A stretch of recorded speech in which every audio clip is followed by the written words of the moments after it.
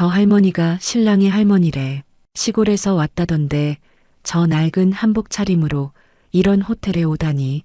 선물은 뭘 준비했을까? 아마 몇만 원 안 되는 용돈 봉투겠지. 저런 분이 오시면 어쩌지? 사진 찍을 때 좀 민망할 텐데. 대학 교수 사모님인 신부 어머니 옆에 저런 분이 서면 분위기가 깨지겠네. 호텔 로비에 반짝이는 대리석 바닥을 조심스레 걸어가는 박순자 할머니의 귀에 이런 속삭임이 선명하게 들려왔어요.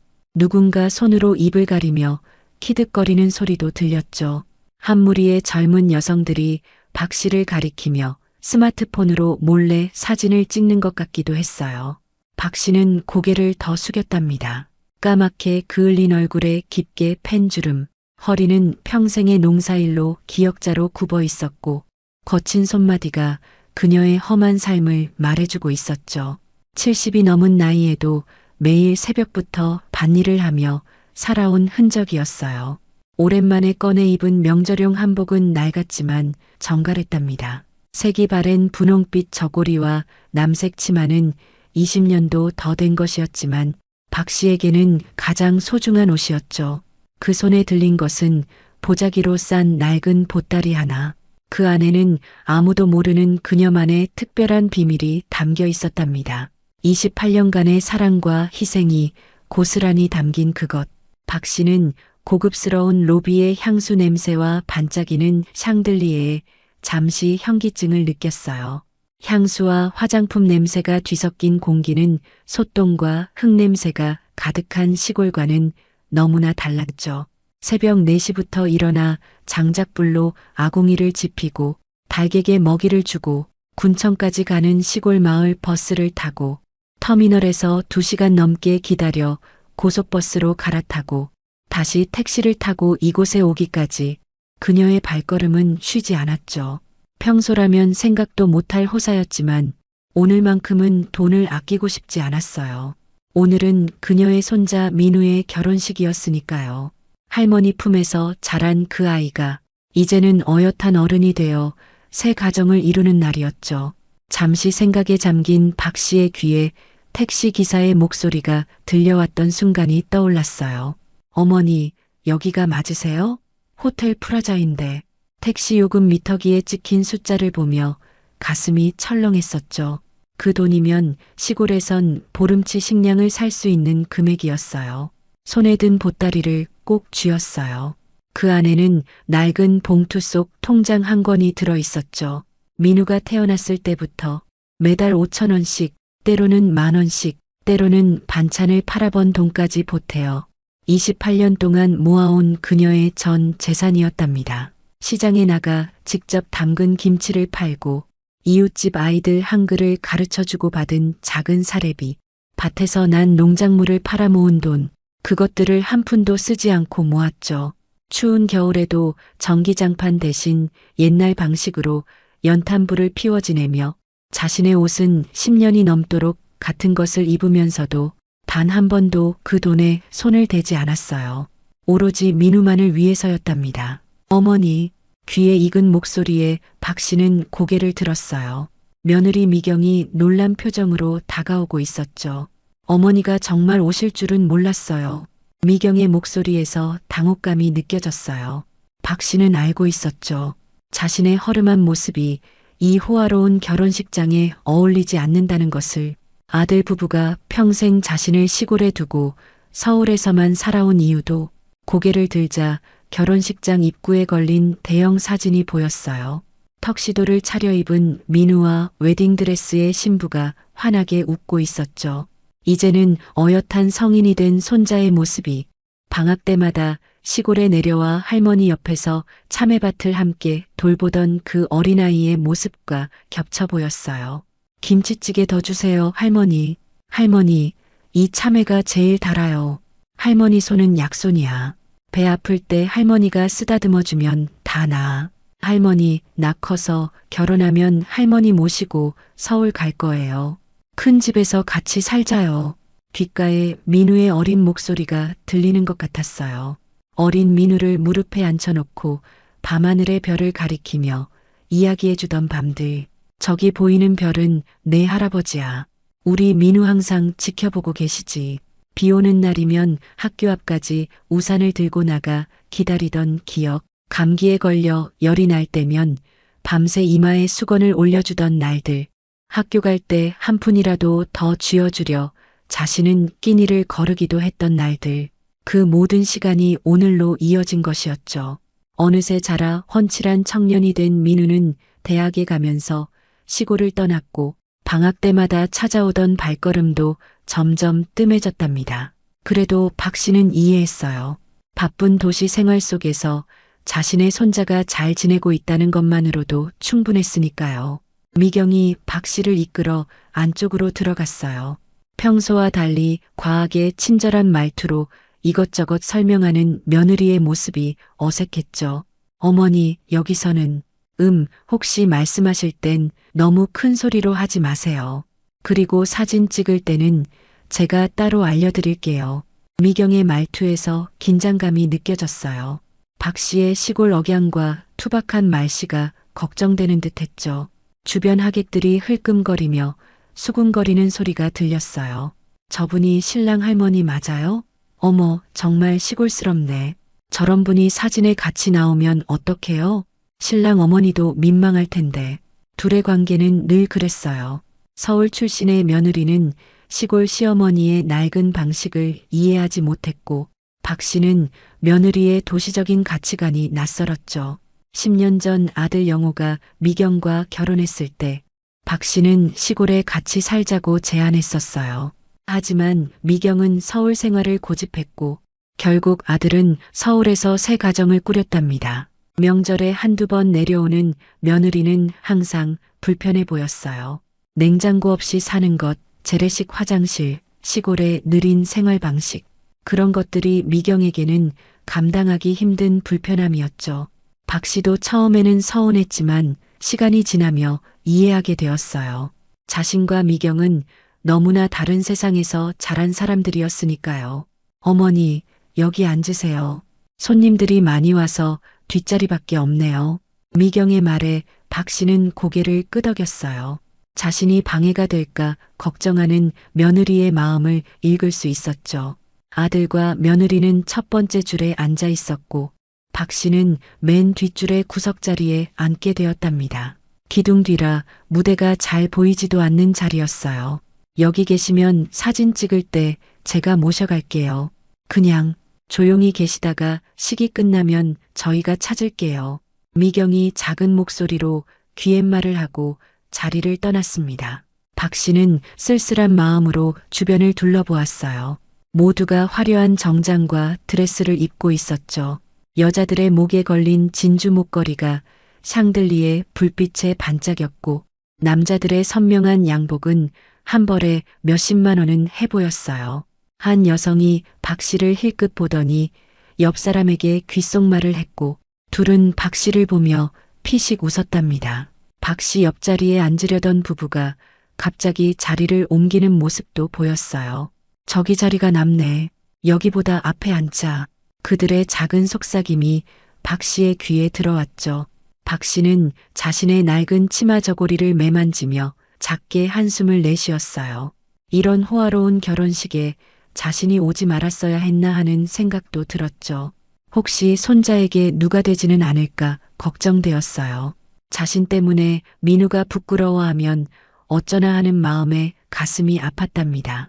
그러나 마음속 깊은 곳에는 이 보따리에 담긴 비밀에 대한 자부심이 있었어요. 평생 모은 저축과 함께 민우에게 전하고 싶은 마음이 담겨 있었으니까요. 아무도 모르는 그녀만의 진짜 선물. 하객들이 하나둘 자리에 앉기 시작했어요. 축하 음악이 흘러나오는 가운데 박 씨는 보따리 속 비밀을 생각하며 가슴이 벅차올랐어요. 손가락으로 보따리를 만지작거리면서 민우가 어릴 적 동화책을 읽어주던 기억이 떠올랐죠. 그 어린아이가 오늘 신랑이 된다는 사실이 새삼 놀라웠어요. 갑자기 누군가 박 씨를 손가락으로 가리키며 속삭이는 소리가 들렸어요. 신랑 할머니가 정말 시골에서 오셨대요. 저기 뒤쪽에 앉아 계신 분. 어머, 정말 초라하네요. 저런 분이 결혼식에 오시면 좀 신부 측에서도 놀랐을 거예요. 대학 교수 집안인데 영상에 찍히면 어쩌나 몰라. 박 씨는 고개를 숙였어요. 손자의 결혼식에 누가 될까봐 걱정되었죠. 그때 진행요원이 다가와 친절하게 말했어요. 할머니, 혹시 식사는 피로 연장해서 하시면 됩니다. 식이 끝나면 2층으로 안내해 드릴게요. 아직 식도 시작하지 않았는데 벌써 식사 이야기를 꺼내는 것이 이상했지만 박 씨는 순순히 고개를 끄덕였답니다. 하객들이 잔잔하게 박수를 치기 시작했어요. 갑자기 마이크 소리가 들려왔죠. 오늘 이 자리에 우리 할머니가 계시다는 게 가장 큰 축복입니다. 신랑 민우가 입장하며 한 첫마디였어요. 모든 시선이 순간 박 씨를 향했죠. 그의 목소리에서 진심이 느껴졌어요. 민우는 무대 위에서 손을 들어 박 씨를 가리켰고 스포트라이트가 갑자기 뒷자리에 박 씨를 비추었답니다. 저는 초등학교 3학년부터 대학교까지 할머니 손에서 자랐습니다. 부모님이 사업 실패로 어려울 때 할머니는 제 유일한 버팀목이었죠. 오늘 이 자리에 오신 분들 중 가장 소중한 분이십니다. 하객들의 표정이 순간 굳어졌어요. 방금 전까지 수군거리던 이들의 얼굴이 붉어졌죠. 민우의 눈에서 반짝이는 것이 보였고 박 씨의 주름진 눈가에도 이슬이 맺혔답니다. 그리고 그 순간 아무도 예상치 못한 이야기가 시작되었어요. 검소한 시골 할머니가 평생을 모아온 사랑의 증표, 그것이 이제 모두에게 드러나려는 순간이었답니다. 민우의 말이 끝나자 결혼식장이 잠시 조용해졌어요. 박 씨는 갑작스러운 관심이 쏠린 상황이 어색했답니다. 손바닥에 배어나는 땀을 느끼며 고개를 숙였죠. 하객들의 시선이 한순간에 변했어요. 방금 전까지 그녀를 향한 비웃음과 수군거림이 이제는 호기심과 의아함으로 바뀌었죠. 앞줄에 앉아있던 한 중년 여성은 처음보다 훨씬 부드러운 눈빛으로 박 씨를 바라보았어요. 아까 키득거리던 젊은 여성들은 얼굴이 붉어져 서로를 쳐다보지 못했고 신부 측 친척으로 보이는 한 남성은 감탄하는 표정으로 고개를 끄덕였답니다. 신부가 입장하고 식이 본격적으로 시작되었어요. 하지만 박 씨의 귀에는 민우의 마지막 말이 계속 맴돌았답니다. 오늘 이 자리에 오신 분들 중 가장 소중한 분. 가슴 한편이 따뜻해지면서도 다른 한편으로는 민우가 모든 사람들 앞에서 자신의 이야기를 꺼내는 것이 부담스럽기도 했어요. 내가 그저 당연히 한 일을 저렇게 크게 말하다니. 평생 자신을 드러내지 않고 살아온 박 씨에게는 낯선 상황이었답니다. 실은 민우가 할머니의 품에서 자랐다는 사실, 대부분의 하객들은 모르고 있었어요. 그것은 가족 내에서도 크게 이야기하지 않았던 일이었죠. 미경이 다소 부끄러워했던 과거였으니까요. 민우가 3살 때였어요. 아들 영우와 며느리 미경이 무역업 사업을 시작했지만 외환 위기와 맞물려 큰 빚을 지게 되었죠. 채권자들의 추심에 시달리던 그들은 잠시 민우를 시골 할머니에게 맡겼어요. 처음에는 몇 달만 맡기려 했던 것이 몇 년으로 길어졌답니다. 미경은 그때마다 전화로 곧 데려가겠다고 약속했지만 그 약속은 계속 미뤄졌죠. 박 씨는 손자를 혼자 키우며 가난하지만 행복한 시간을 보냈어요. 좁은 시골집에서 단둘이 지내며 참외밭을 일구고 밤하늘의 별을 보며 이야기를 나누었죠. 한 번은 밤중에 민우가 심한 열로 앓은 적이 있었어요. 농촌에서는 응급실까지 가려면 1시간이 넘게 걸렸죠. 그날 밤 박 씨는 시골 약초를 다려 민우의 열을 내리고 밤새 이마에 물수건을 올려주었답니다. 할머니, 엄마가 보고 싶어요라고 울던 민우에게 박 씨는 엄마는 널 위해 열심히 일하고 있어.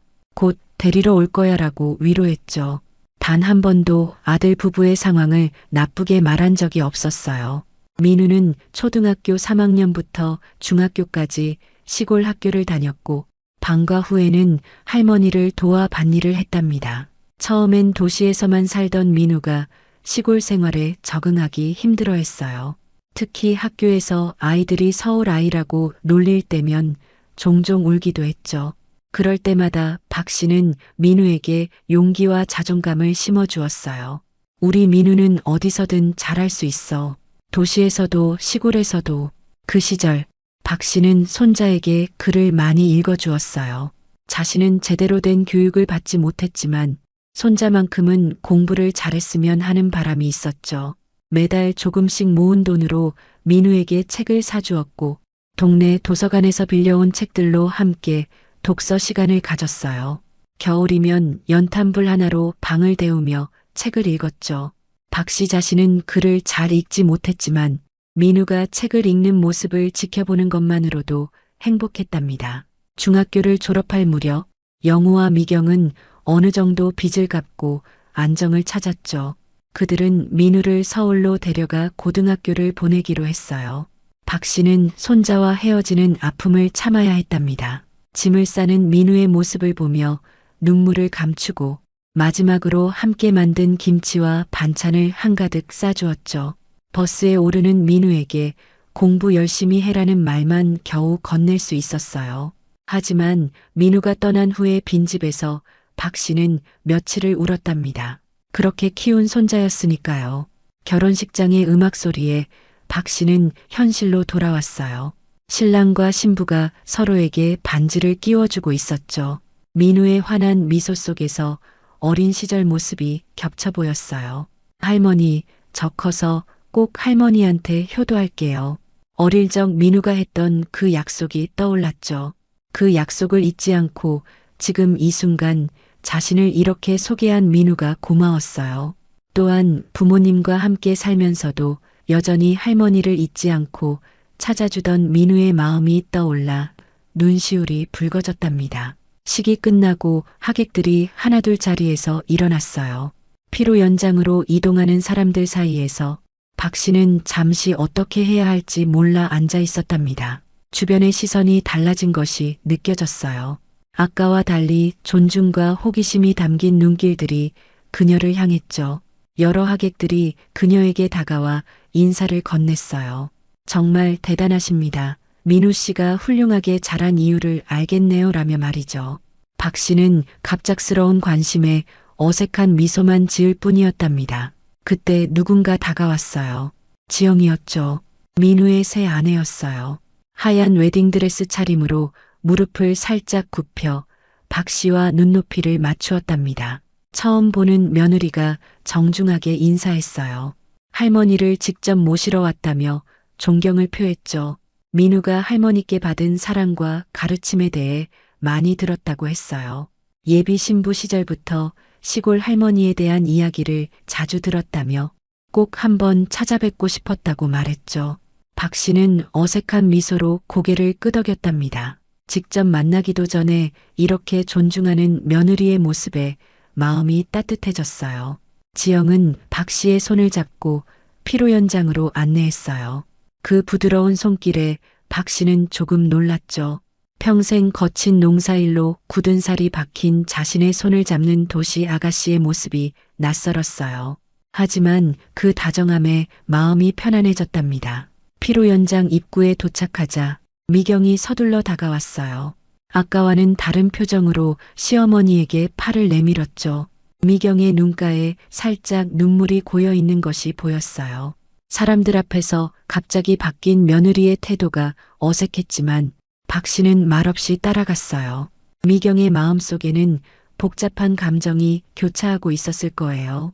아들이 자라는 중요한 시기에 시어머니에게 맡겼던 미안함, 그 시간 동안 자신은 경제적 어려움을 극복하기 위해 필사적이었다는 자기 합리화, 그리고 오늘 민우의 고백으로 다시 마주하게 된 과거의 부채감. 미경이 살짝 떨리는 목소리로 말했어요.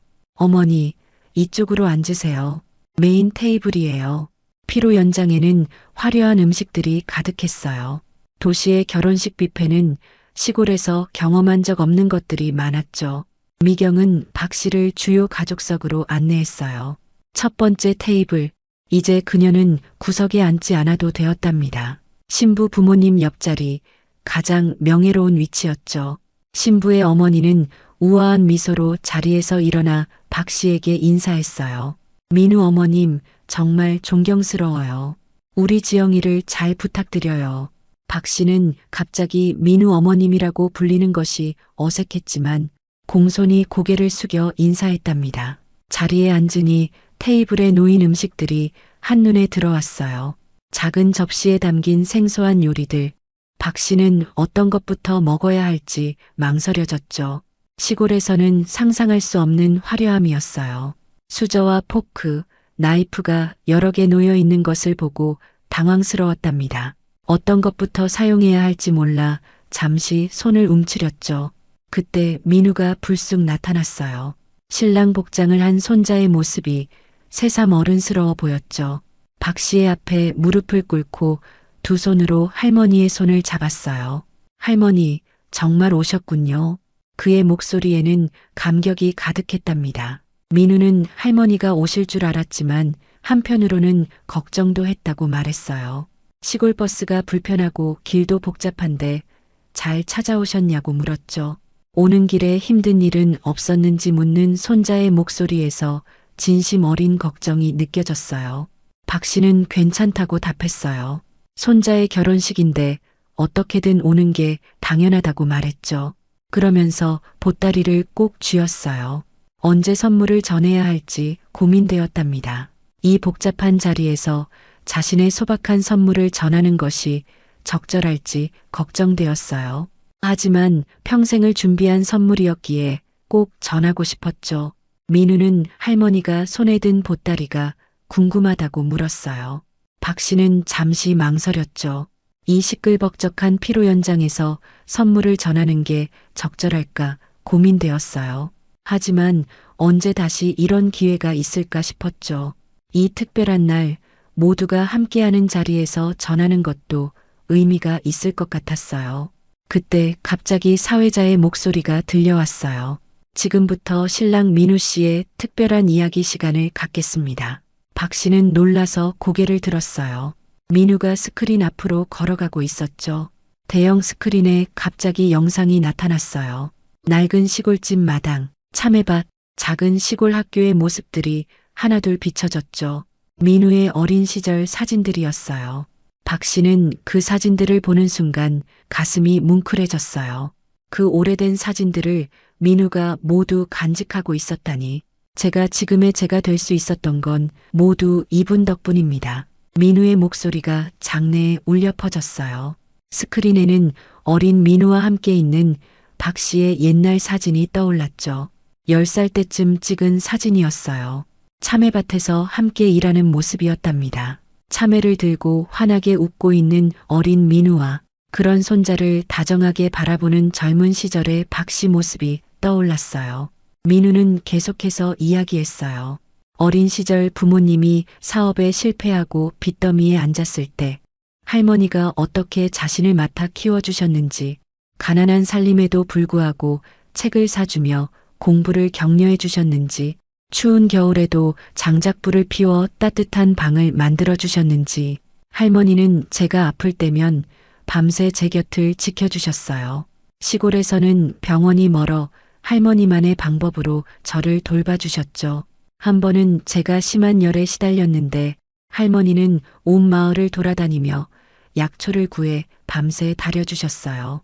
그 정성이 아직도 제 몸과 마음에 남아 있습니다. 그때를 회상하는 민우의 목소리가 살짝 떨렸어요. 할머니는 단 한 번도 제게 부모님의 상황을 부정적으로 말씀하신 적이 없습니다. 항상 내 부모님은 너를 너무 사랑해. 곧 데리러 올 거야 라고 말씀하셨죠. 식장에 있던 하객들이 숨죽여 민우의 이야기를 듣고 있었어요. 아까 박 씨를 수군거리던 사람들의 표정이 달라져 있었죠. 일부는 눈시울을 붉히고 있었고 일부는 고개를 숙이고 있었어요. 신부 어머니는 손수건으로 눈가를 닦고 있었고 미경은 고개를 숙인 채 어깨를 살짝 떨고 있었어요. 자신의 부재 시간 동안 시어머니가 얼마나 헌신적으로 아이를 키웠는지 새삼 깨닫는 듯 했습니다. 아들에게 이런 깊은 인상을 남긴 시어머니를 새롭게 바라보는 듯 했죠. 민우는 계속해서 감사 인사를 전했어요. 자신의 성공은 모두 할머니의 사랑과 희생 덕분이라고 말했죠. 박 씨는 고개를 숙였어요. 그렇게 대놓고 칭찬받는 것이 쑥스러웠답니다. 평생 칭찬 한 번 제대로 받아본 적 없는 박 씨에게 이런 공개적인 감사 표현은 너무 낯설었어요. 하지만 마음 한편으로는 뿌듯함이 밀려왔죠. 자신의 희생이 헛되지 않았다는 생각에 가슴이 벅차올랐어요. 그리고 민우가 말했어요. 오늘 특별한 순서를 준비했습니다. 박 씨를 향해 손짓하며 앞으로 나와달라고 했죠.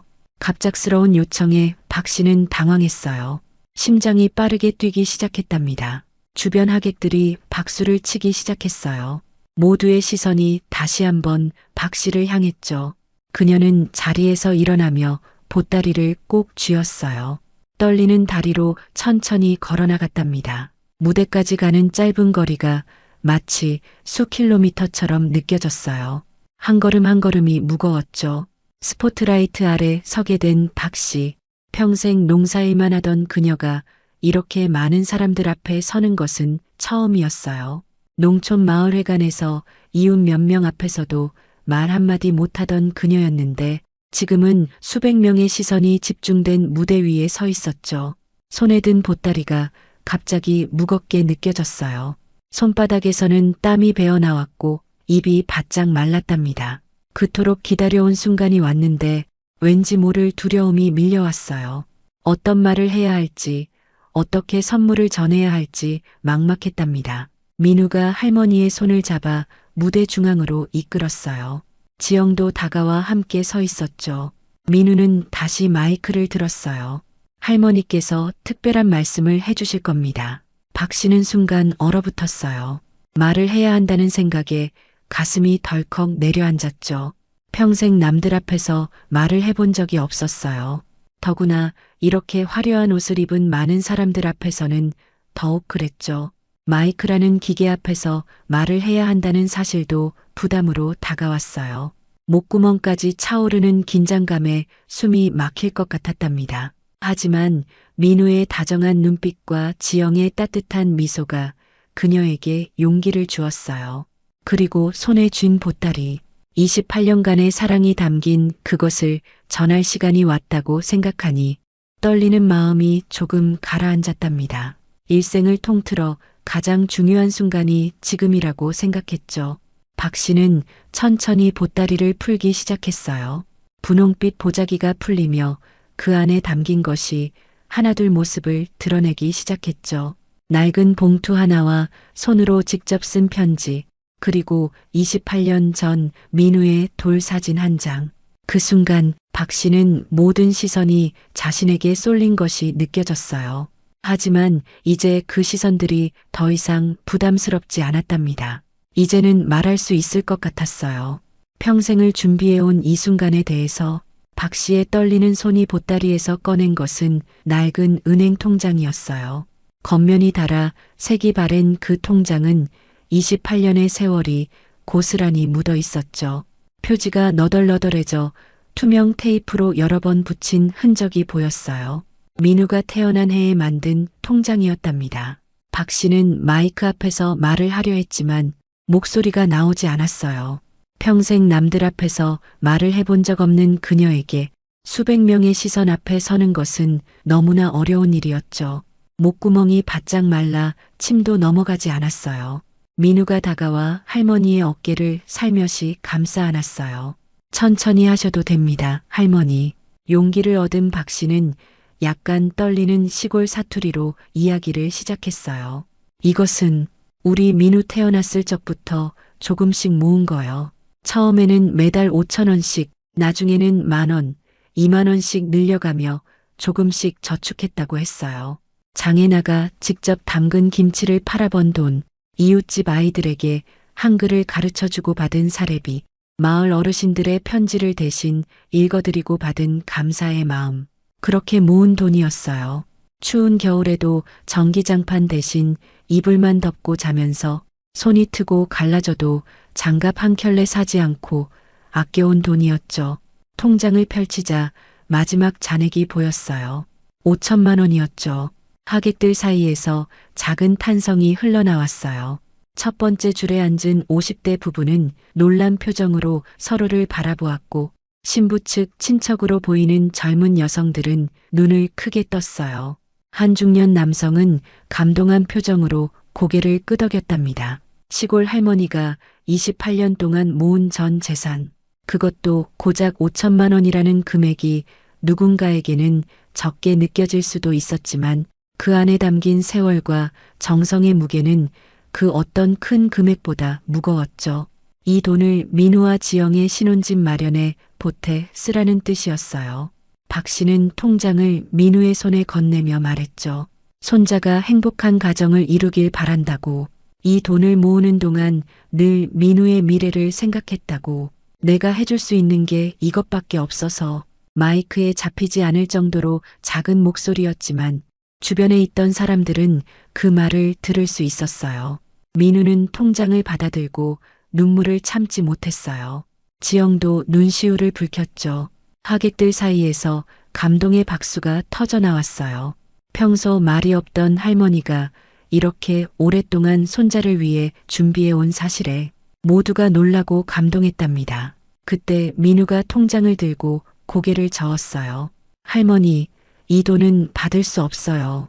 박 씨는 당황했어요. 평생을 준비한 선물을 거절당하는 것 같아 가슴이 철렁 내려앉았죠. 얼굴이 하얗게 변했어요. 민우가 계속 말했어요. 이 돈은 할머니의 노후를 위해 써야 해요.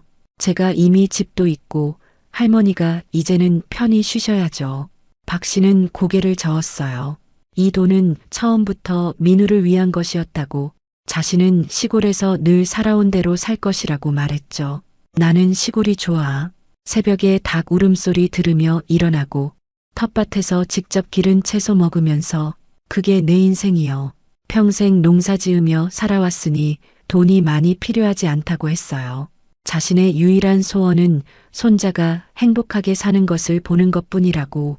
그런데 갑자기 미경이 무대로 올라왔어요. 그녀의 눈에는 눈물이 고여 있었죠. 아까 민우의 영상을 보며 그녀의 표정이 조금씩 변해온 것을 눈치챈 사람들은 이 순간이 오고 있음을 느꼈을지도 모릅니다. 미경은 몇 번이고 몸을 일으켰다 앉았다 하며 갈등하는 모습을 보였었죠. 결국 그녀는 용기를 내어 무대로 향했어요. 시어머니의 손을 잡고 마이크 앞에 섰어요. 떨리는 목소리로 말했죠. 28년 동안 아들을 키워주신 시어머니께 너무 감사하다고. 경제적으로 어려울 때 아들을 맡기고 그 후에도 제대로 챙겨드리지 못한 것이 항상 마음에 걸렸다고 했어요. 말을 이어가던 미경의 목소리가 흐려졌어요. 감정이 북받쳐 잠시 말을 잇지 못했죠. 피로 연장은 순간 조용해졌어요. 다른 테이블에서 나누던 대화 소리도 멈추고 포크와 나이프가 접시에 부딪히는 소리만 간간히 들렸죠. 모든 시선이 무대를 향했답니다. 미경은 깊게 숨을 들이쉬고 말을 이어갔어요. 사실 그동안 시어머니의 소박한 시골 생활 방식을 부끄럽게 여겼다고. 회사 동료들이나 친구들에게 시어머니를 소개할 때면 항상 불편했다고 솔직하게 고백했어요. 민우가 시골 할머니와 함께 지냈다는 사실을 주변에 잘 말하지 않았다고 했죠. 하지만 오늘 민우의 이야기와 시어머니의 선물을 보고 자신이 얼마나 잘못된 생각을 했는지 깨달았다고 했어요. 어머니의 삶이야말로 진정한 부자의 삶이었습니다. 물질적으로는 부족했을지 몰라도 사랑과 정성과 헌신으로는 그 누구보다 부유하셨어요. 그러면서 미경은 조용히 무언가를 꺼냈어요. 그것은 또 다른 통장이었죠. 커버가 깨끗한 비교적 새 통장이었어요. 미경이 설명했어요. 민우가 대학에 가고 서울에서 살게 된 후 매달 시어머니께 생활비를 보내려 했지만 박 씨가 한 번도 받지 않았다는 거예요. 매번 난 충분해. 너희가 쓰고 살아라라고 하셨어요. 그래서 그 돈을 따로 모아둔 것이 이 통장입니다. 이 통장에도 상당한 금액이 모여 있었어요. 미경은 이 돈으로 시어머니께서 편안한 노후를 보내셨으면 한다고 말했어요. 이제는 시골 생활의 불편함에서 벗어나 도시에서 가족과 함께 지내셨으면 좋겠다고 했죠. 미경의 마음속엔 오랫동안 복잡한 감정이 묻혀 있었어요. 아들이 자라는 중요한 시기에 시어머니에게 맡겼던 미안함, 그러면서도 시어머니의 소박함을 부끄럽게 여겼던 모순된 마음, 그리고 아들이 성공할 수 있도록 헌신한 시어머니에 대한 감사함과 부채감. 오늘 드디어 그 모든 감정이 표면으로 떠올라 고백으로 이어진 것이었죠. 박 씨는 당황했어요. 도시에서 사는 것은 상상해 본 적도 없었죠. 평생 살아온 시골을 떠난다는 생각만으로도 가슴이 덜컥 내려앉았어요. 머릿속에 복잡한 생각들이 스쳐 지나갔죠. 도시의 높은 건물들과 복잡한 거리, 시끄러운 소음과 낯선 사람들 사이에서 어떻게 살아갈 수 있을까? 아침마다 들려오던 새소리와 개울물 소리 대신 자동차 경적 소리와 에어컨 소리를 들으며 살아야 한다니. 게다가 자신이 도시에 가면 미경과 민우에게 폐가 되지 않을까 걱정되었죠. 무엇보다 그녀의 마음을 무겁게 하는 것은 돌아가신 남편의 묘소를 두고 떠나야 한다는 점이었어요. 매주 산소를 찾아가 잡초를 뽑고 이야기를 나누던 그 습관을 앞으로는 자주 할 수 없다는 생각에 가슴이 아팠죠. 당신 혼자 두고 가면 어떡하나 마음속으로 중얼거렸답니다. 그때 지영이 다가와 박 씨의 손을 잡았어요. 자신의 부모님이 살고 계신 아파트 단지에 집이 나왔다고 했죠. 그곳은 공원도 가깝고 노인정도 있어서 할머니가 지내시기 좋을 거라고 했어요. 게다가 자신의 부모님도 같은 단지에 살고 계셔서 서로 의지가 될 수 있다고 말했죠. 지영은 진심 어린 목소리로 말했어요. 할머니를 가족으로 모시고 싶다고. 할머니, 저희 단지는 1층에 작은 텃밭도 있어요. 거기서 상추랑 고추도 기르실 수 있고요. 주변에 나이 비슷한 할머니들도 많이 계셔서 금방 친구도 사귀실 수 있을 거예요. 지영의 따뜻한 배려가 담긴 말에 하객들의 표정도 한층 부드러워졌어요. 박 씨의 마음은 혼란스러웠어요. 평생 살아온 시골을 떠난다는 것은 결코 쉬운 일이 아니었죠. 그곳에는 수십 년간 가꿔온 텃밭과 참외밭, 정들었던 이웃들, 그리고 돌아가신 남편의 묘소도 있었어요. 시골에 대한 기억이 파노라마처럼 스쳐 지나갔어요. 민우와 함께 처음으로 참외밭을 일구던 날, 초등학교 입학식에 함께 걸어가던 길, 비 오는 날 학교 앞까지 우산을 들고 마중 나갔던 오후들, 그 모든 추억이 담긴 곳을 떠난다는 건 큰 결심이 필요한 일이었답니다. 하지만 한편으로는 손자와 가까이 살 수 있다는 생각에 작은 설렘도 느껴졌어요. 아프거나 어려울 때 곁에 가족이 있다는 것, 명절마다 고속버스를 타고 왕복 8시간을 이동하지 않아도 된다는 것, 무엇보다 민우의 앞으로의 삶을 가까이서 지켜볼 수 있다는 것, 그것만으로도 마음이 조금씩 기울고 있었답니다. 그때 민우가 다가와 할머니의 손을 잡았어요. 그는 할머니의 고민을 이해한다고 말했죠. 억지로 시골을 떠나라고 하는 것이 아니라 앞으로는 박 씨가 원하는 대로 선택하고 살아가셨으면 한다고 했어요. 평생 다른 사람들을 위해 희생하셨으니 이제는 할머니 자신의 행복을 위해 선택하라고 했죠. 그 말에 박 씨는 깊은 생각에 잠겼어요. 평생 자신의 욕심이나 필요보다는 가족을 위해, 특히 민우를 위해 살아왔던 그녀였죠. 자신의 행복을 위한 선택이라는 것이 너무나 낯설었어요. 그때 갑자기 뜻밖의 목소리가 들렸어요. 저도 한 말씀 드려도 될까요? 모두의 시선이 그쪽을 향했죠.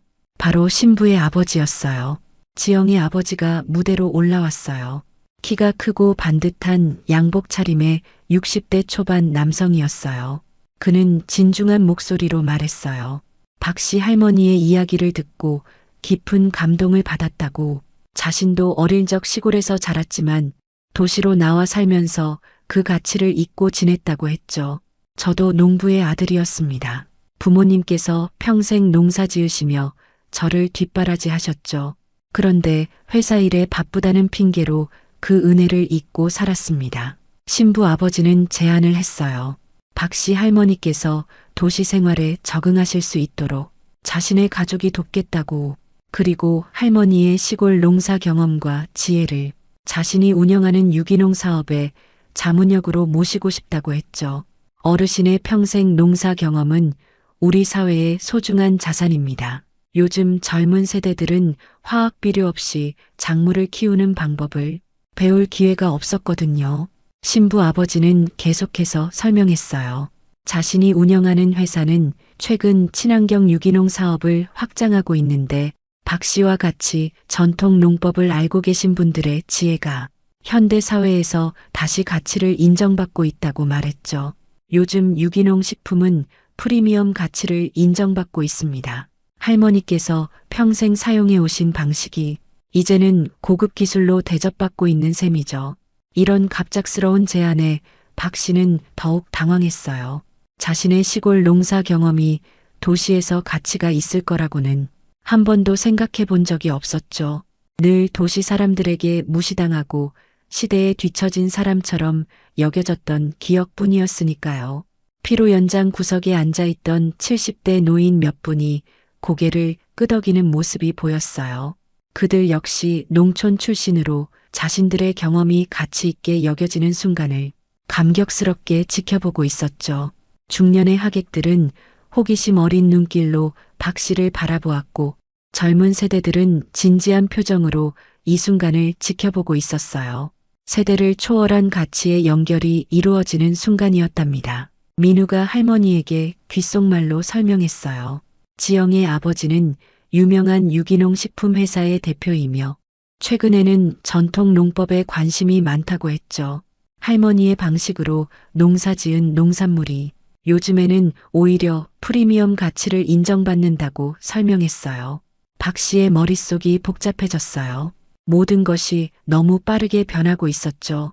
아침에 시골을 떠날 때는 그저 손자의 결혼식에 참석하고 소박한 선물을 전하는 것이 목표였는데 지금은 인생의 모든 것이 바뀔 수도 있는 선택의 기로에 서 있었답니다. 도시에서의 새 생활, 가족과 함께하는 시간, 심지어 자신의 농사 경험을 인정받는 일까지 이 모든 것이 과연 자신에게 맞는 선택일까? 평생 살아온 익숙한 시골을 떠날 수 있을까? 박 씨의 마음속에 수많은 질문이 꼬리에 꼬리를 물었어요. 그때 문득 민우가 어렸을 때 했던 말이 떠올랐어요. 할머니, 제가 크면 서울에 큰 집 사서 같이 살자요. 민우가 초등학교 3학년 때 학교에서 돌아오며 신이 나서 한 말이었죠. 어린 민우의 순수한 약속이 지금 이루어질 수도 있다는 사실이 신기했답니다. 민우가 다시 마이크를 들었어요. 할머니, 서두르지 않으셔도 됩니다. 천천히 생각하시고 결정하세요. 어떤 선택을 하시든 저희는 항상 할머니를 지지하고 존중할 겁니다. 하지만 한 가지만 기억해 주세요. 할머니는 더 이상 혼자가 아니라는 것을. 그 말에 박 씨의 눈에서 눈물이 흘러내렸어요. 평생 결정권 없이 주어진 환경에서 살아온 그녀에게 이렇게 자신의 선택을 존중받는 순간이 얼마나 특별한지 모릅니다. 손자와 며느리, 그리고 이제 새 식구가 된 지영의 가족까지 모두가 자신을 한 사람의 인격체로 존중해주는 느낌이었죠. 박 씨의 마음은 이미 조금씩 기울고 있었지만 그것을 말로 표현하기에는 아직 큰 결정이었어요. 시골의 모든 것을 정리하고 평생 살아온 방식과 작별하는 것은 쉽게 입에 담을 수 있는 일이 아니었죠. 마이크를 손에 쥔 박 씨는 떨리는 목소리로 말했어요. 고맙습니다. 이렇게 소중하게 생각해 주셔서 더 이상 말을 잇지 못하고 눈물을 훔쳤어요. 무대 아래에서는 누군가 박수를 치기 시작했고 곧 모든 하객들이 따뜻한 박수를 보냈답니다. 그리고 그녀는 마지막으로 한마디를 덧붙였어요. 민우야, 지영아, 행복하게 살아라. 단순한 몇 마디였지만 그 안에는 평생의 사랑과 축복이 담겨 있었죠. 민우와 지영은 박 씨를 꼭 안아주었어요. 세 사람의 포옹 속에서 과거와 현재 그리고 미래가 하나로 연결되는 듯 했어요. 이제 그들은 진정한 가족이 되었답니다. 그리고 박 씨의 마음속에서는 미처 입 밖으로 내지 못한 결정이 서서히 모양을 갖추기 시작했어요. 결혼식이 끝나고 일주일 후 시골로 돌아온 박 씨는 한동안 복잡한 마음을 추스르지 못했어요. 텅 빈 집안에 홀로 앉아 들리는 귀뚜라미 소리, 마당에서 바람에 흔들리는 빨랫줄 소리가 더 크게 들리는 듯했죠. 민우의 결혼식에서 있었던 일들이 꿈만 같았어요. 늘 무시당하던 시골 할머니가 갑자기 모두의 관심을 받게 된 그 기이한 경험. 민우가 자신을 존중해주는 모습과 며느리 미경의 갑작스러운 사과, 그리고 새 식구 지영과 그 가족의 따뜻한 환대까지 모든 것이 현실이라고 믿기 어려웠죠. 뼈마디가 쑤시는 아침이었어요. 날씨가 흐리면 더 심해지는 무릎 통증이 오늘따라 유독 심했답니다. 하지만 그럼에도 불구하고 박 씨는 천천히 마당으로 나갔어요. 수십 년간 가꿔온 텃밭을 바라보았죠. 방금 뽑아온 상추와 열무가 바구니에 담겨 있었고 곧 출하할 수 있는 참외가 노랗게 익어가고 있었어요. 이걸 다 두고 가면 누가 돌보지. 자신의 온 삶이 깃든 이곳을 떠나는 건 단순히 장소를 옮기는 것보다 훨씬 더 큰 의미였죠.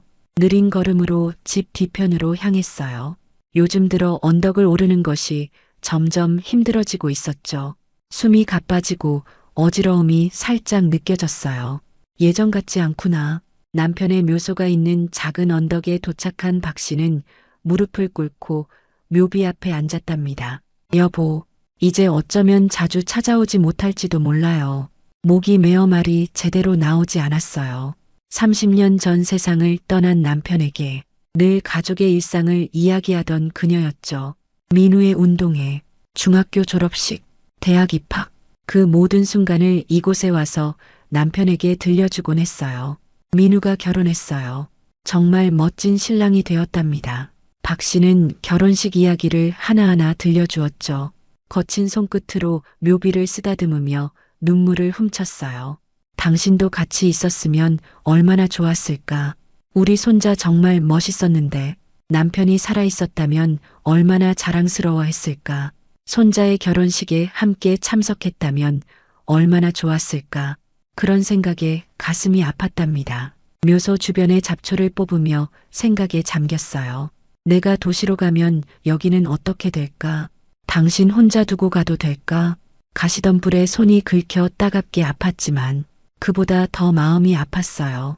평생 남편 곁을 지키겠다는 약속이 있었는데 그것마저 저버릴 수 있을까 하는 생각이 들었어요.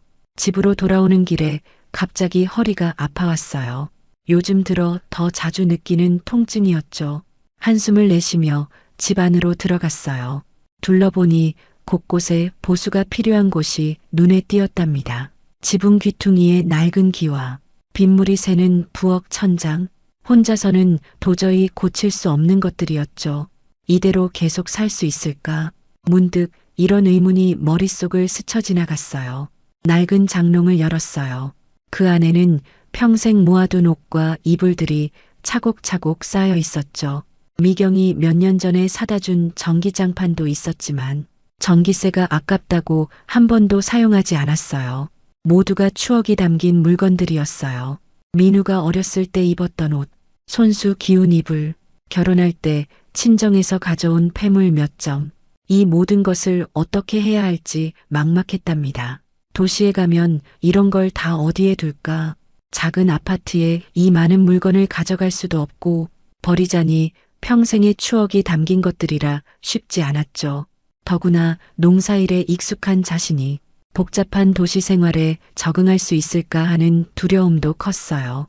버스 타는 것도 힘든데 지하철은 어떻게 타지? 큰 길에서 길 잃으면 어쩌지? 그런 불안한 생각이 머릿속을 가득 채웠어요. 창밖을 내다보니 이웃집 영래 할머니가 지나가고 있었어요. 영래 씨, 박 씨가 부르자 영래 할머니가 멈춰서서 돌아보았죠. 40년 넘게 옆집에 살았던 이웃이었어요. 아이들을 함께 키우고 농사철이면 서로 도와주고 경조사를 함께 치르던 소중한 이웃이었죠. 영래 할머니는 마당으로 들어왔어요. 어제 가져온 열무김치 맛있더라.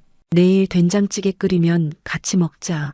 그런 일상적인 대화가 오갔지만 두 사람 모두 이것이 곧 끝날지도 모른다는 생각에 말끝이 무거웠답니다. 다음 날 아침 박 씨는 평소처럼 일찍 일어났어요. 닭에게 모이를 주고 마당을 쓸고 텃밭에 물을 주었죠. 커피 한 잔을 들고 마당 의자에 앉았어요. 아침 햇살이 따뜻하게 얼굴을 비추었죠. 잠시 눈을 감고 느끼는 그 감각, 귀에 들리는 새소리와 바람소리, 코끝에 맴도는 흙냄새와 풀냄새, 이 모든 것을 다시 느끼기 위해 의식적으로 노력했어요. 도시에서는 결코 경험할 수 없을 것 같아서 마음속에 새겨두고 싶었답니다. 오후에 마을회관에 들러 이웃들을 만났어요. 평소와 같은 담소였지만 박 씨의 마음은 무거웠죠. 서울에 간다면서? 하고 영내 할머니가 물었어요. 소문이 마을에 퍼진 모양이었죠. 박 씨는 아직 결정된 것은 없다고 말했어요. 하지만 이웃들의 표정에서 그녀가 떠날 것이라는 예감이 읽혔답니다. 우리도 자식들이 다 서울 가 있으니 이해해. 최 씨 할아버지가 말했어요. 평생 마을에서 살아온 그도 자식들이 모두 도시로 떠나 외로워하는 처지였죠. 그래도 가끔씩은 놀러 와야 해. 모두가 웃었지만 서로의 눈에는 이별에 대한 서운함이 묻어 있었어요. 사실 나도 지난달에 아들네 가볼까 생각했다가 말았어. 김 씨 할머니가 조용히 말했어요. 가보니 답답해서 사흘 만에 도로 왔지 뭐야. 아파트는 창문도 못 열고 시끄러운 차 소리에 귀 아프고 젊은 사람들은 다 바쁘다고 나가고 혼자 집에 갇혀 있는 기분이었어. 그 말에 박 씨는 깊은 생각에 잠겼어요. 도시 생활의 현실적인 어려움을 직접 경험한 이웃의 이야기는 결코 가볍게 넘길 수 없었죠. 하지만 동시에 자신의 상황은 다를 수도 있다는 생각도 들었어요. 민우와 지영, 그리고 미경까지 모두 자신을 진심으로 환영했으니까요. 집으로 돌아오는 길에 마을 우체국 앞을 지났어요. 매달 민우에게 반찬을 부치던 곳이었죠. 잠시 멈춰서서 그 시간들을 떠올렸어요. 김치와 장아찌를 담아 꼼꼼히 포장하고 긴 줄을 서서 기다리던 기억. 아가씨, 이거 서울로 부치려면 얼마예요? 자신이 늘 물었던 그 질문이 귓가에 맴돌았어요. 우체국에 들어가 민우에게 전화를 걸었어요. 공중전화로는 잘 안 들려서 우체국장님이 전화기를 빌려주셨죠. 할머니, 어떻게 지내세요? 민우의 밝은 목소리가 들려왔어요. 박 씨는 괜찮다고 대답했지만 목소리가 떨렸어요. 할머니, 좀 더 생각해 보셨어요? 저희랑 같이 사시는 거요. 민우는 할머니를 서울로 모시고 싶다고 거듭 말했어요. 이미 집 근처에 있는 아파트를 알아보고 있다고 했죠. 지영이 부모님도 정말 기대하고 계세요. 할머니 김치 담그는 법도 배우고 싶대요. 박 씨는 가만히 듣고 있었어요. 할머니, 혼자 계시는 거 이제 너무 힘드시잖아요. 몸도 예전 같지 않으신데. 그 말이 가슴에 와닿았어요. 실제로 최근 들어 몸이 예전 같지 않다는 것을 스스로도 자주 느끼고 있었으니까요. 농사일이 점점 힘들어지고 가끔씩 어지러움도 찾아오고 밤에는 무릎 통증 때문에 잠을 설치기도 했어요. 그래도 내가 가면 너희들한테 방해될까봐 박 씨의 걱정에 민우는 단호하게 말했어요. 할머니, 그런 말씀 마세요.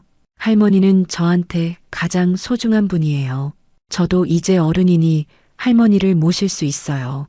전화를 끊고 집으로 돌아오는 길에 갑자기 하늘에서 비가 내리기 시작했어요. 준비 없이 나왔던 박 씨는 급히 처마 밑으로 몸을 피했지만 이미 옷은 반쯤 젖어버렸죠. 추위에 떨며 집을 향해 서둘러 걸었어요.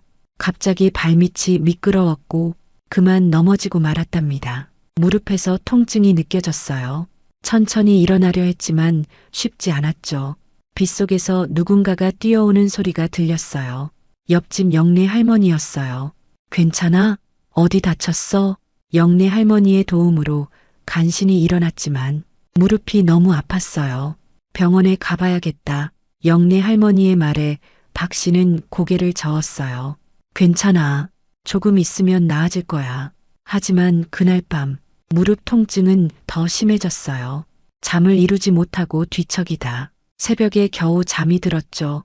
아침에 일어나려 하자 무릎이 말을 듣지 않았어요. 화장실에 가는 것조차 힘들었답니다.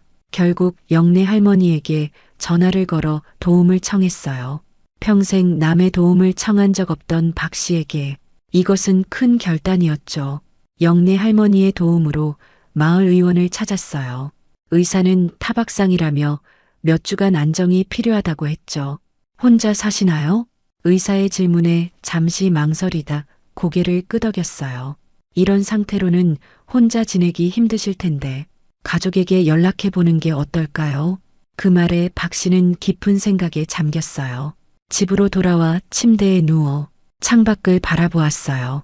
갑자기 찾아온 이 사고가 어쩌면 인생의 전환점이 될지도 모른다는 생각이 들었죠. 혼자 사는 것의 현실적인 어려움이 이렇게 갑작스럽게 다가올 줄은 몰랐어요. 텃밭의 채소들은 누가 돌볼까? 집안일은 어떻게 할까? 이런 현실적인 문제들이 머릿속을 가득 채웠답니다. 저녁이 되자 전화벨이 울렸어요. 민우였죠. 할머니, 어제 전화드린 후에 계속 마음이 불안해서요. 혹시 결정 내리셨어요? 박 씨는 잠시 침묵했어요. 그리고 오늘 있었던 일을 이야기했죠. 넘어진 일, 병원에 다녀온 일, 혼자 생활하기 힘들어진 현실에 대해 말하면서 자신도 모르게 눈물이 흘렀어요. 전화기 너머로 민우의 놀란 목소리가 들려왔어요. 할머니, 많이 다치셨어요? 제가 당장 내려갈게요. 아니야, 그렇게까지는. 하지만 민우는 이미 마음을 정한 듯 했어요. 내일 아침 첫 차로 내려갈게요. 할머니 짐도 같이 챙겨드릴게요. 이제 더 이상 혼자 계시면 안 돼요. 전화를 끊고 나서 박 씨는 창밖의 어둠을 바라보았어요. 밤하늘의 별들이 유난히 밝게 빛나고 있었죠. 문득 민우가 어렸을 때 들려주었던 이야기가 생각났어요. 저기 가장 밝은 별이 보이지? 그건 내 할아버지야. 우리를 항상 지켜보고 계셔.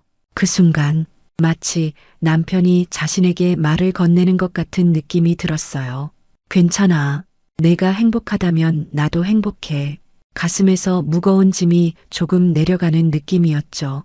30년간 남편의 묘소를 지켜온 것은 사랑하는 사람을 향한 의무감이었지만 이제는 그 사랑을 다른 방식으로 표현할 때가 온 것 같았어요. 다음 날 아침 민우가 도착했어요.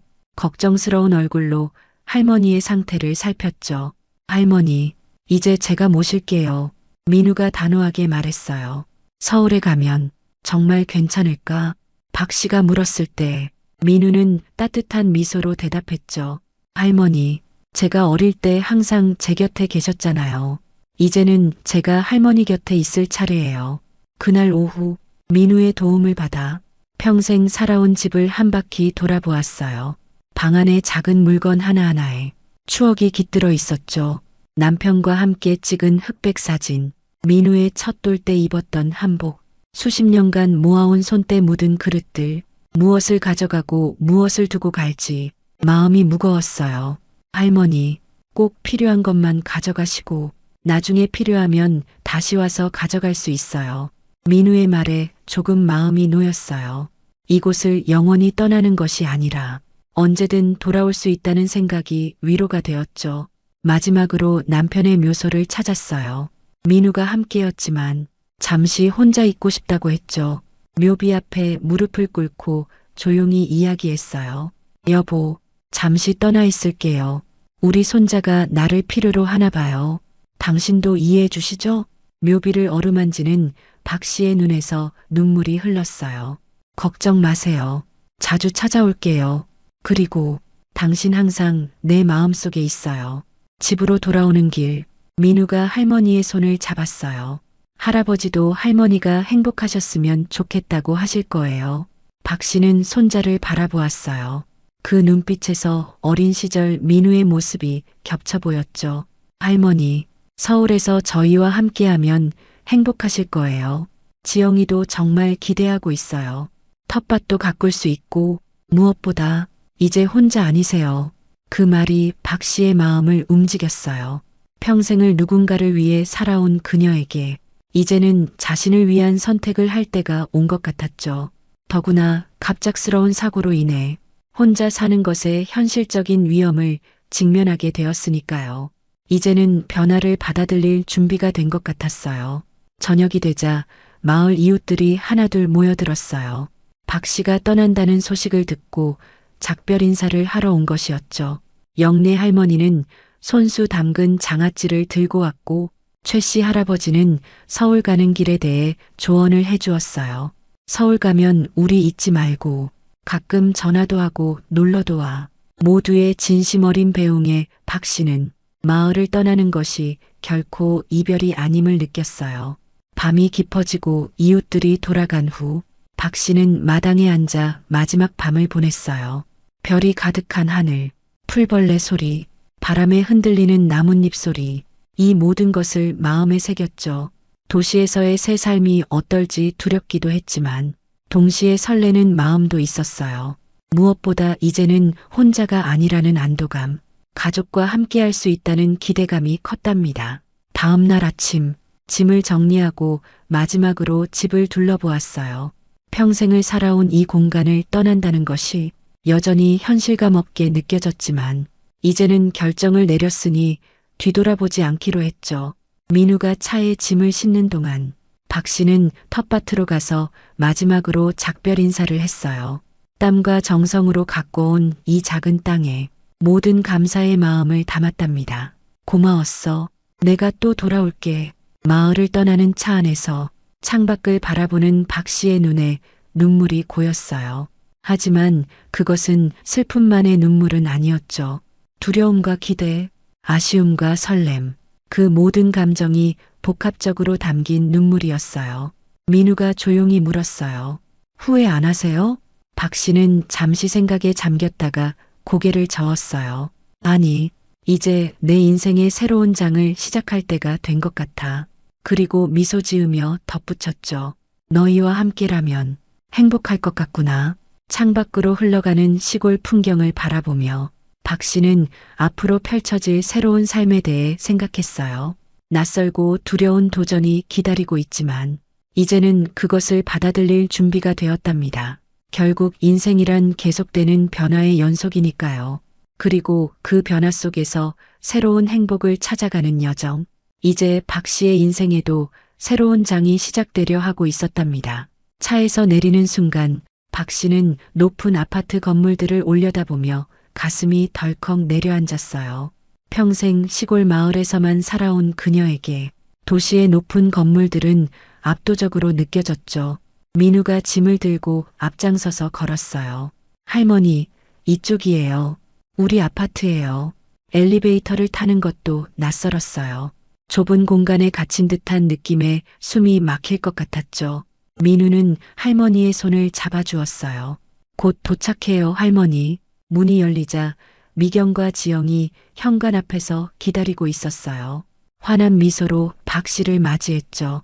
어머니, 드디어 오셨네요. 미경이 반갑게 인사했어요.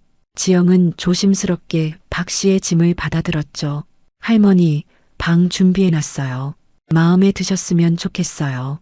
박 씨를 위해 준비한 방은 아침 햇살이 잘 들어오는 방이었어요. 깨끗한 침구와 작은 화분들이 놓여 있었죠. 창문 너머로는 아파트 단지의 공원이 보였어요. 여기가 이제 할머니 방이에요. 지영이 자랑스럽게 소개했어요. 첫날 밤 박 씨는 잠을 이루지 못했어요. 이불 위에 누워 천장을 바라보며 시골집과는 다른 소리들에 귀를 기울였죠. 에어컨 돌아가는 소리, 간간히 들리는 자동차 소리, 귀뚜라미 소리 대신 이웃집에서 들려오는 텔레비전 소리, 모든 것이 낯설었어요. 아침이 되자 습관처럼 새벽 5시에 눈이 떠졌어요. 시골에서는 이 시간에 닭에게 모이를 주고 텃밭에 물을 주던 때였죠. 무엇을 해야 할지 몰라 한참을 방 안에서 서성이다가 조용히 방문을 열고 거실로 나갔어요. 베란다로 걸어가 문을 열었어요. 아침 공기는 시골과 달랐지만 해가 떠오르는 모습은 어디서나 비슷했죠. 작은 베란다에 놓인 빈 화분들이 눈에 들어왔어요. 여기에 무언가 심을 수 있겠구나. 처음으로 미소가 지어졌답니다. 일주일이 지나면서 조금씩 새로운 환경에 적응해 갔어요. 아침마다 미경과 함께 단지 내 공원을 산책했고 지영은 퇴근 후에 들러 저녁을 함께 먹곤 했죠. 민우도 가능한 자주 방문했어요. 시골에서는 느낄 수 없었던 가족과의 일상이 새로웠답니다. 베란다에는 작은 텃밭이 생기기 시작했어요. 민우가 사다 준 흙과 모종들로 박 씨는 상추, 고추, 방울토마토를 심었죠. 처음에는 시골 텃밭만큼 잘 자랄까 걱정했지만 박 씨의 오랜 경험과 정성으로 작은 식물들은 무럭무럭 자라났어요. 한 달이 지나자 텃밭은 푸른빛으로 가득 찼어요. 달걀 껍질을 부서거름으로 주고 천연 방충제를 만들어 뿌리는 박 씨의 모습을 지영이 신기하게 지켜보았죠. 할머니, 어떻게 이런 걸 다 아세요? 인터넷보다 더 신기한 방법이에요. 그 말에 박 씨는 웃음을 지었어요. 평생 당연하게 여겼던 것들이 이렇게 누군가에게 새롭고 가치 있게 여겨진다는 사실이 놀라웠죠. 지영은 박 씨에게 스마트폰 사용법을 가르쳐 주었고 박 씨는 지영에게 전통 음식 만드는 법을 알려주었어요. 서로 다른 세대가 지혜를 나누는 시간이었답니다. 어느 날 지영이 아버지가 방문했어요. 유기농 회사를 운영하는 그는 박 씨의 베란다 텃밭을 보고 감탄했죠. 어머님, 이 방법이 바로 우리가 연구하는 친환경 농법과 일맥상통합니다. 혹시 저희 회사에 조언을 해주실 수 있을까요? 그렇게 시작된 자문 활동은 박 씨에게 새로운 보람을 가져다 주었어요. 일주일에 한 번씩 회사를 방문해 직원들에게 전통 농법을 설명하고 화학약품 없이 병충해를 막는 방법을 가르쳐 주었죠. 처음에는 많은 사람들 앞에서 말하는 것이 어색했지만 점차 자신감이 생겼답니다. 제가 알려드리는 건 제 어머니, 할머니 때부터 내려오던 방법이에요. 지렁이가 많은 땅이 좋은 땅이고 작물마다 짝을 지어 심어야 벌레가 덜 생겨요. 직원들은 메모를 하며 진지하게 경청했고 때로는 질문을 쏟아내기도 했어요. 3달이 지나자 아파트 주민들 사이에서 박 씨의 베란다 텃밭이 소문이 났어요. 이웃 할머니들이 구경을 오기 시작했고 자연스럽게 작은 모임이 형성되었죠. 순자 씨, 우리도 가르쳐줘.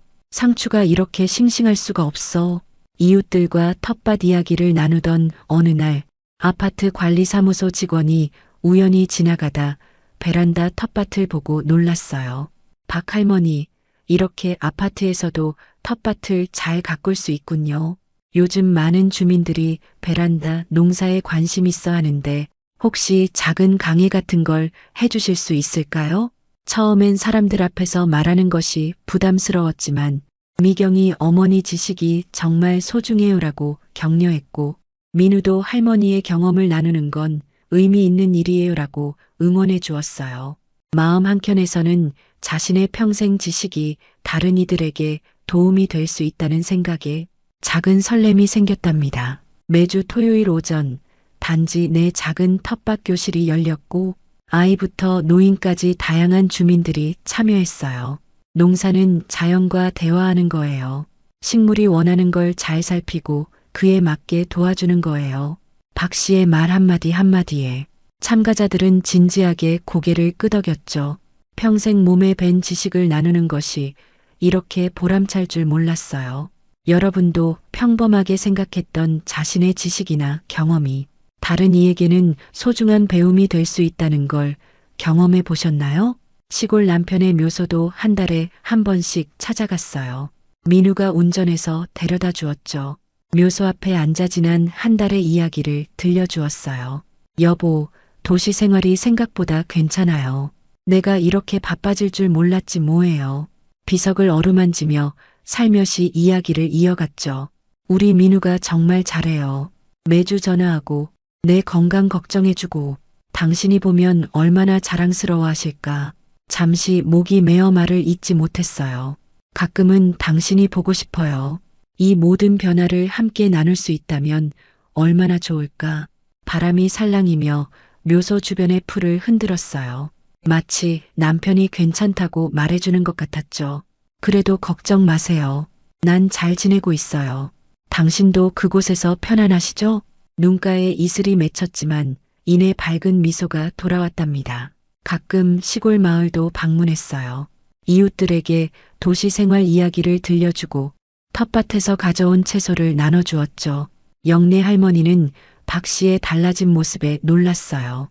순자야, 너 얼굴이 환해졌어. 도시 생활이 잘 맞나 보구나. 6개월이 지났을 때 박 씨는 미경과 더 가까워졌어요. 며느리와의 관계는 이전과는 완전히 달라졌죠.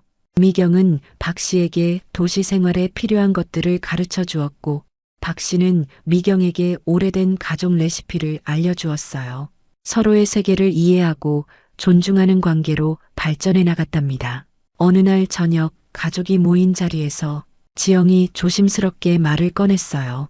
할머니, 사실 우리 곧 아기가 생길 것 같아요. 박 씨는 눈물을 감추지 못했어요. 자신이 키운 손자가 이제는 아버지가 되고 또 다른 생명이 이어진다는 사실이 가슴 깊이 와닿았어요.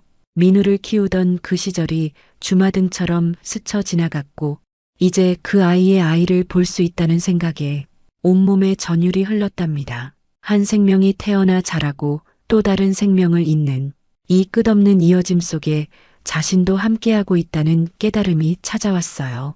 인생에서 이보다 더 큰 축복이 있을까 싶었답니다. 문득 결혼식 날 민우에게 주려 했던 통장이 생각났어요. 평생을 모아온 돈으로 손자의 새 출발을 돕고 싶었던 그 마음. 하지만 지금 자신이 받은 선물은 그 어떤 금액보다 더 값진 것이었죠. 가족과 함께하는 시간, 자신의 지혜를 인정받는 기쁨, 새로운 인생의 의미를 찾은 것. 내가 주려던 선물보다 더 큰 선물을 받았네. 그런 생각을 하며 미소 지었어요. 1년이 되던 날, 민우와 지영은 특별한 저녁 식사를 준비했어요. 할머니가 도시로 오신 지 1주년을 축하드려요. 케이크에 초를 꽂고 축하 노래를 불러주었죠. 박 씨는 행복한 눈물을 흘렸어요. 고마워, 모두들. 내가 이렇게 행복할 수 있을 줄 몰랐어. 그날 밤 베란다에 서서 도시의 밤하늘을 바라보았어요. 시골의 별빛만큼 선명하지는 않았지만 그 속에서도 밝게 빛나는 별들이 보였죠. 어쩌면 그 중 하나는 남편일지도 모른다고 생각했어요. 보고 있나요? 내가 잘 지내고 있죠? 살며시 속삭였답니다. 도시 생활 1년. 박 씨는 많은 것이 달라졌어요. 스마트폰 사용법을 배우고 지하철을 혼자 타는 법도 알게 되었죠. 더 이상 낯선 환경이 두렵지 않았어요. 하지만 변하지 않은 것도 있었죠. 자연에 대한 사랑, 가족을 향한 헌신, 소박하지만 따뜻한 마음. 그것이 바로 박 씨가 도시에서도 빛나는 이유였답니다. 텃밭 교실은 이제 매주 2번으로 늘었고 더 많은 사람들이 참여했어요. 한 젊은 엄마는 박 씨에게 말했죠. 할머니 덕분에 아이에게 자연을 가르칠 수 있게 되었어요. 정말 감사해요. 그런 말들이 박 씨에게는 무엇보다 큰 보람이었어요. 여러분의 인생에서도 새로운 전환점을 맞이했을 때 예상치 못한 행복을 발견한 적이 있으신가요? 시골과 도시, 젊음과 노년, 과거와 현재, 이 모든 것들이 서로 단절된 것이 아니라 하나로 이어진 인생의 여정이라는 것을 박 씨는 이제 알게 되었어요. 자신의 오랜 지혜가 새로운 세대에게 전해지고 젊은 세대의 새로운 지식을 자신도 배우며 서로 다른 세계가 만나 더 풍요로워지는 경험. 그것이 바로 자신이 받은 가장 큰 선물이었어요. 더 이상 외롭지 않은 새로운 인생. 박순자 할머니의 제2의 인생이 활짝 피어나고 있었답니다.